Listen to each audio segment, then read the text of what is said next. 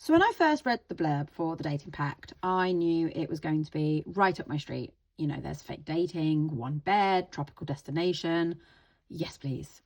We have Ellie, who is a nurse trying to make her way in life after moving back home above her family's flower shop, whilst her best friend heads off to explore Australia. She's living out of one room, she's trying to save money, she's helping support both herself and the family business. It's proving exhausting, but she's doing her best. And then we've got Alex, this A-list actor slash director, Hollywood star, loaded beyond belief.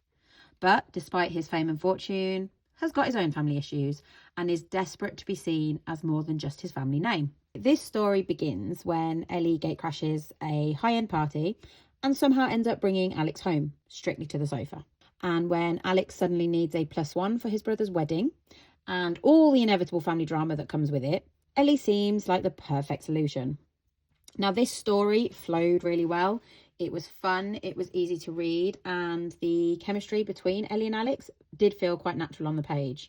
And their relationship, well, fake relationship, developed convincingly. And honestly, how could you not enjoy it? That said, I do think some of the emotional development became overshadowed by the plus size representation. At first, it was incredibly real, honest, and necessary. Ellie's experiences with fashion, shopping, confidence, and body image were so relatable and handled thoughtfully. I loved that she was portrayed as this independent, creative, and largely comfortable in herself.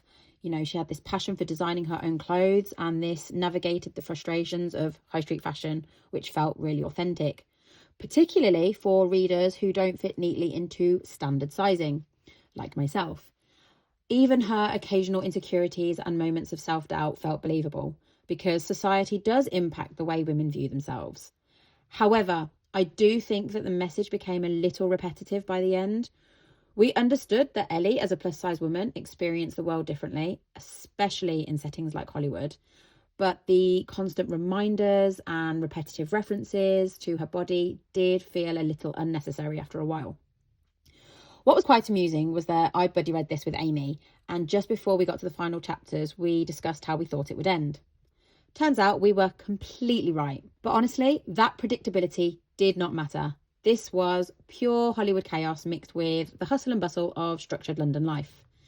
While it's definitely a predictable rom-com where you can see the ending coming a mile away, it works. At its core, this is a light-hearted, fun, humorous summer romance.